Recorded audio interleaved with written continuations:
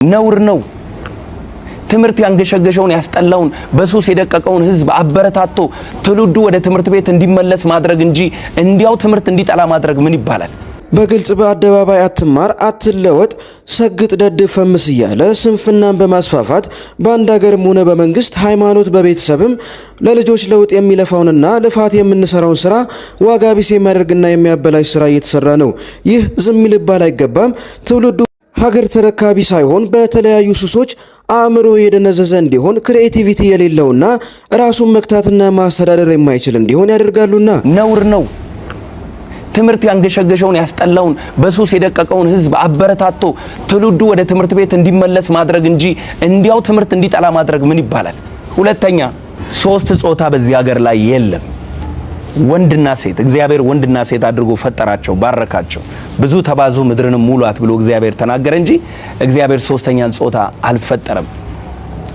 ይሄ የምዕራባውያን ትውልድን የማምከኛ ስትራቴጂ ነው። ኢትዮጵያ ውስጥ ይሄ አጀንዳቸው አይሳካም። ከዚህ በፊትም ተሞክሯል፣ አልተሳካም። አሁንም አይሳካም። በአደባባይ በግልጽ የተደረገ ነገር በአደባባይ በግልጽ የመቃወም መብት አለ። ስለ ልጆቻችን ስለሚቀጥለው ትውልድ ገና ግራና ቀኝ ስለማያውቁ ግብረ ሰዶም ምን እንደሆነ ማያውቁ ገና አዳዲስ እንቦቅቅላ ትውልዶች እንቦቅቅላ ልጆችን የሚመርዝ እኩይ የሆነ ተግባር ነው ይሄ። በከተማ ብቻ አይደለም፣ በገጠር ውስጥ ሆኖ በቲክቶክ የሚተላለፈውን የሚመለከት ወጣት አለ። እንደነማን ለመሆን ነው የሚጠራው? እንደነዚህ ልጆች አይደል? ስለዚህ ይሄ ትውልድን አጥፊ ትውልድን ገዳይ የሆነ ነገር ነው። በእግዚአብሔር ቃል ኃጢአት ነው። በኢትዮጵያ ሕገ መንግስት ወንጀል ነው። ለልጆቻችን ደህንነት፣ ለማህበረሰባችን ደህንነት ወንጀልን በጋራ እንከላከል። ወንድ ልጅ እንደ ሴት አክት ማድረግ አይችልም። ኢትዮጵያ ውስጥ አይፈቀድም፣ ወንጀል ነው። ስለዚህ የመጣችሁበት ሀገር እንደፈለጋችሁ መሆን ትችላላችሁ። እዚህ ሀገር ላይ ግን ስትመጡ ኢትዮጵያ አየር መንገድ ቦሌ ስትደርሱ እግራችሁ መሰብሰብ አለባችሁ፣ ልብሳችሁ መቀየር አለባችሁ። የምታደርጉትን ነገር ሁሉ በተጠያቂነት መንፈስ በኃላፊነት መንፈስ መንቀሳቀስ አለባችሁ። አሜሪካ የለመድከውን ካናዳ የለመድከውን ነገር እዚህ ሀገር ላይ መተ ያንን ነገር መተግበር አትችልም። ግብረ ሰዶማዊነትን በዘመናዊ መንገድ ወደ ኢትዮጵያ ኢንትሮዲዩስ ማድረግ በእውነት ልጆች ያላችሁ ቤተሰቦች የልጆቻችሁ ነገ የሚያስጨንቃችሁ ብዙ አቅም እያላችሁ ከኢትዮጵያ ውጪ ልጆቻችሁ ማስተማር እየቻላችሁ ነገር ግን ልጆቼ እንደዚህ አይነት ክፉ ነገር እንዲያዩ ባይናቸው አልፈልግም፣ በኢትዮጵያዊ ባህልና ጨዋነት እግዚአብሔርን በመፍራት በኢትዮጵያ እንዲኖሩ ነው የምፈልገው ብላችሁ ዋጋ ከፍላችሁ አሜሪካ ማኖር እየቻላችሁ አውሮፓ ማኖር እየቻላችሁ እዚህ ሀገር ለዚህ ዓላማ ብላችሁ ልጆቻችሁን እዚህ ሀገር በኢትዮጵያዊ ጨዋነት የምታሳድጉ ወንድምናቶች በዚህ ጉዳይ ላይ ዝም እንዳትሉ። ዝም ትላላችሁም ብዬ አልጠብቅም። ዝም እንዳትሉ። ምክንያቱም አውሮፓና አሜሪካን የፈራነው ነገር አገራችን እየመጣ ነው። ይኸው ግብረ ሰዶም በአደባባይ ተሸልሟል። ግብረ ሰዶም በአደባባይ ወገቡን እንደ ሴት እያንቀሳቀሰ የሴት ቦርሳ ይዞ ግብረ ሰዶም በአደባባይ በቲክቶክ ክሬቲቭ አዋርድ ላይ አይተናል። ግብረ ሰዶም ፊት ለፊት መጥቶ ቆሞ አይተናል። እባካችሁ ስለ ልጆቻችሁ ስትሉ ፋይት አድርጉ። እኔ ምን አገባኝ አትበሉ። ነገ ይህንን ቪዲዮ የእናንተ ልጅ ማየቱ አይቀርም። ሲያይ ምንድነው የሚማረው ከነሱ? ስለዚህ እርቃን መሄድ በኢትዮጵያ ሕገ መንግስት ውስጥ ወንጀል ነው። የአእምሮ ህመምተኛ ካልሆነ በቀር እርቃን መሄድ ወንጀል ነው። ቀጥሎስ ደደብ ሁኑ ብሎ ትውልድን ማስተማር ህገወጥነት ነው፣ ወንጀል ነው።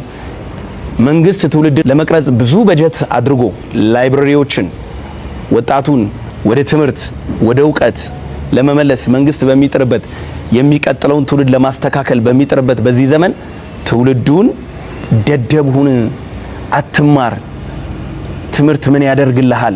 ዶክተር ከመሆን ቲክቶከር መሆን ይሻላል። ለምን ትማራለህ? ቲክቶክ ከፍተ እየተሳደብክ ቲክቶክ ከፍተ ሰውን እያንጓጠጥክ ከኢትዮጵያዊ ጨዋነት ውጪ የሆኑ ጽዩፍ ንግግሮችን እየተናገርክ ገንዘብ ኮሌክት ማድረግ ይሻላል ብሎ የሚያስተምርን ሰው መታገስ እንደ ሀገር ትልቅ ውድቀት ነው። ከላይ ሲያዩት በጣም መልካም ይመስላል፣ ውስጡ ግን የያዘው አጀንዳ በጣም ክፉ አጀንዳ ነው። ስለዚህ እኔ ግለሰብን አይደለም መቃወመው፣ ሐሳብን ነው መቃወመው፣ አመለካከትን ነው መቃወመው፣ ትምህርቱን ነው መቃወመው፣ አካሄዱን ነው መቃወመው። እንደ ሀገር ዛሬ ላይ ይሄን ነገር ፊት ለፊት መቃወም ካቃተን ነገ እውነቴን ነው የምላችሁ በብዙ ነገር አንገት የምንደፋ ነው የምንሆነው። ባጭሩ ይሄን ለማለት ፈልጋለሁ። ከማንም ጋር ጸብ የለኝም። ማንም ጠላቴ አይደለም። ሰውን ሁሉ በክርስቶስ ወዳለው። ነገር ግን በእግዚአብሔር ሐሳብ ላይ ከፍ ብሎ የሚነሳውን የሰውን ሐሳብ እጅግ አብዝቼ እቃወማለሁ። በምንችለው አቅም ሁላችንም ፋይት እንድናደርግ በጌታ ፍቅር ጠይቃለሁ። አመሰግናለሁ ስላዳመጣችሁኝ። ተባረኩ። ሻሎም። የብዙ ክርስቲያንን እድገት አንቆ የያዘ የወርቅ ምስል ውጪ የተተከለ የወርቅ ምስል ሳይሆን ተሸክመነው የምንሄደው ይሄ ነው። በጣም ብዙ ክርስቲያን በእግዚአብሔር ፊት እንዳያድግ አእምሯችንን የወጠረ ከጠዋት እስከ ማታ ሲያሰግደን የሚውል ከጠዋት እስከ ማታ አንዳንዶቻችን እንቅልፋችንን እየሰዋን ሲያሰግደን የሚውል ጌታ አለ ናቡከደነጾር የወርቅ ምስል አሁን በግድ ስገዱልኝ የሚለው ያላችሁ እንደሆነ ይሄው የሚያወራህ ዓለማዊነት፣ የሚያወራህ ገንዘብ፣ የሚያወራህ ፖለቲክስ፣ የሚያወራህ ተራ ወሬ፣ የሚያወራህ ጆክ፣ በጣም ጆከኛ ሆነ ህዝቡ። ቀልድ፣ ሳቅ፣ ደስታ የሌለበት ሳቅ። እግዚአብሔር ፕሮሚስ ያደረገን ደስታ ነው፣ ግን ደስታ የሌለበት ሳቅ፣ እውነተኛ ጆይ የሌለበት ሳቅ። ከጠዋት እስከ ማታ ለመሳቅ፣ ከጠዋት እስከ ማታ ወሬ፣ ከጠዋት እስከ ማታ ኢንተርኔት፣ ከጠዋት እስከ ማታ ቲክቶክ። በቃ ቃል ተመኙ አይተነውም አናቅም። ነቅሎናል። ከዚህ ነቅሎ እዚህ ሰክቶናል። በየቤታችን ቀስ እያለ በቴሌቪዥን ገባ። አትሊስት ቴሌቪዥን አሁን እኮ ቴሌቪዥንን የምታደንቅበት ጊዜ ላይ ደረስን። ዘግተህ መሄድ ትችላለህ። ጥለኸው ነው የምትሄደው፣ ይዘው አትሄድም። ቲቪውን ጣለው ምናምን ቲቪ ምን ጥለኸው መሄድ አይቀር። ይሄ እኮ አትጥለው። መኝታህም ጋር አለ፣ ቢሮ ስትሄድ አለ፣ ኪስ ውስጥ አለ። እንዴ ሰው እኮ እንኳን ከእግዚአብሔር ጋር እኮ እርስ በርስ ማውራትን እኮ ወስዶብናል። this is the trap of the enemy። ወንድሞች እናቶች፣ ወጥመድ እንደሆነ ለምንድን ነው የምንረሳው? አንቆ ይዞታል እድገታችንን። አምልኳችንን፣ የጌታን ቃል ንባባችንን፣ ከሰዎች ጋር ያለንን ህብረት፣ ክርስቲያኖች ጋር ያለንን ፌሎሺፕ፣ አብሮ መጸለይን፣ ባይብል ስተዲ መሄድን ተክቶታል። እግዚአብሔር ይሄንን እንደው በእውነት የምናሸንፍበት ጉልበት ይለቀቅልን። ይሄ ቶታሊ ምንም አይጠቅምም የሆነ በቃ እናንተ ፋራ ነገር ሁኑ፣ የዘመን ነገር አትጠቀሙ እያልኩ ነው። አረ እንዴት አድርገን እንችላለን? መዋጀት ያርግላችሁ እግዚአብሔር። ይህን ጨክኝ የምናገርበት ምክንያት የአብዛኞቻችንን እድገት ይዞታል። አእምሯችን ተይዟል። በጣም በተንቀዠቀዡ ወሬዎች ተይዟል። ስልካችን ላይ ተሰክተን እየዋልን፣ ሐሜት ስንሰማ እየዋልን፣ ክፋትን የሚነግሩን ነገሮች ስንሰማ ስናይ እየዋልን፣ የትዕቢት ነገርን ስናስብ እየዋልን፣ ይህን ስንጠጣ እየዋልን። እንዴት ነው በእግዚአብሔር ፊት የምናድገው? እሱን ዘግቶ በእግዚአብሔር ፊት መሆንን ይጠይቃል። ማስወገድ፣ መጨከን፣ የአሮጌው ሰው ባህሪ ላይ መጨከንን ይጠይቃል። ዕብራውያን ምዕራፍ 13 ላይ የእግዚአብሔር ቃል አካሄዳችሁ ገንዘብን ያለ መውደድ ይሁን ይልና በጣም የሚያስገርመኝ ነው። አካሄዳችሁ ገንዘብን ያለ መውደድ ይሁን ይልና ከዛ ያላችሁም ይበቃችኋል ይላል። እና በጣም ብዙ ጊዜ አስቤበታለሁ። እኔ ምን ማለት ነው ያላችሁ ይበቃችኋል? ስንት ብር ነው የሚበቃው? አካሄዳችሁ ገንዘብን ያለ ገንዘብ ይሁን አይደለም። በነገራችን ላይ ያለ ገንዘብ ይሁን እንደዚህ ሊል አይችልም ኢየሱስ። እሱም በምድር ተመላልሶ አይቶታል። ምግብ መግዣ ገንዘብ ሊያስገዛ ልኳል። ገንዘብ ያለ ገንዘብ ሂዱ አይልም።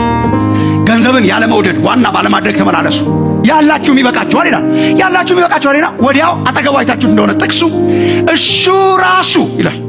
እርሱ ራሱ አልተውህም ከቶም አልለቅህም ብሏልና ይላል። እንዴ አካሄዳችሁ ገንዘብን ያለ መውደድ ይሁን። እሺ ያላችሁ ይበቃችኋል። ምንድነው ያለኝ? አይ ቃሉ ራሱ ደስ አይልም። ምንድነው ያለኝ አይልም ክርስቲያን። ማን ነው ያለኝ ነው። ማን ነው ያለኝ? እሱ ራሱ ይላል። እሱ ራሱ ምን ያለው? አልተውህም ከቶም አልለቅህም ያለው እሱ ራሱ።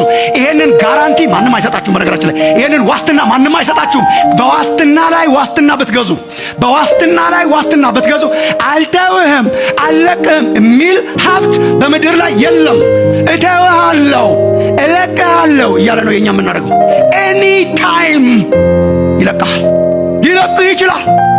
ለዚህ ነው ሀብትን የማንደገፈው። ሀብት ሊኖር ይችላል፣ አትደገፈው። ሳክሰስ ሊኖር ይችላል፣ አትደገፈው። አትደገፉ። መኖሪያ ገንዘብ ነው አይልም ቅዱስ መጽሐፍ። መኖሪያ ሀብት ነው፣ መኖሪያ ስልጣን ነው አይልም። መኖሪያ የዘላለም አምላክ ነው። የዘላለም ክንዶች ደግሞ ካንተ በታች ናቸው። እግዚአብሔር ነው መደገፊያ፣ እግዚአብሔር ነው ሀብት፣ እግዚአብሔር ነው ትሬዠር፣ እግዚአብሔር ነው ዳይመንድ፣ እግዚአብሔር ነው ውበት፣ እግዚአብሔር ራሱ ነው። ያላችሁ ይበቃችኋል፣ አልተውህም አልለቅህም ብሏል። ሌላውስ ይተዋል። ለዚህ ነው ባለጠግነት በማቴሪያል የማይወሰነው፣ በውበት የማይወሰነው። እያያችሁት እኮ ነው። አንዳንዶቻችሁ ትንሽ እናቆየው ይሆናል እንጂ ይተዋል። ውበት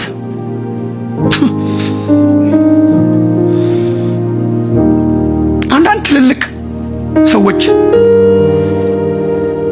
ድሮ ፋሽኒስትና ሞዴሊስት እንደነበሩ በመጽሔት ላይ ሲወጡ አልተገረማችሁም? ዘ ዲፍረንስ የመጀመሪያዋ የኢትዮጵያ ሞዴል ከዛ አሁን ኢንተርቪው ሲደረጉ what is the problem? ነበራቸው። ሴትዮዋ ነበራት ነበሩ እንደውም የዛን ጊዜ ነበራት ሴትዮዋ። ታዲያስ ልተውሽ እችላለሁ፣ ልለቅሽ እችላለሁ። at some point ትንሽ ማቆየት ይቻል ይሆናል፣ በመድኃኒትም በሜካፕም በሆነ ነገር አለ። አንድ ቀን it's gone. ጥርስ ማኘክ ያቅተዋል። መክብብ 12 አንብቡ። አይን ማየት ያቅተዋል። በመነጽር እንኳን መከራ፣ ሁሉ ነገር ያቅተዋል። ጉልበት ይንቀጠቀጣል። ጉልበት ይንቀጠቀጣል። ተሸካሚ ይንቀጠቀጣል። don't take it for granted። አትደገፉበት፣ ኑሩበት፣ ኢንጆይ አድርጉት። ግን አንተነ ዋናዬ አንተን ማጣት አልፈልግም። አይ እሱን የምትለው ሌላ ዋስትና የሚሰጥህ የዘላለም የሆነ ክርስቶስ ኢየሱስ እሱ ነው እንቁ። ዋና አይደለም። ይተዋል፣ ይለቃል። ውበት፣ ገንዘብ፣ ሀብት፣ ንብረት ይለቃል ራሱ። ሶ ደቀ መዝሙርነት ምን ያካትታል? እነኚህ ነገሮች ቀለል አድርጎ ማየት ያካትታል።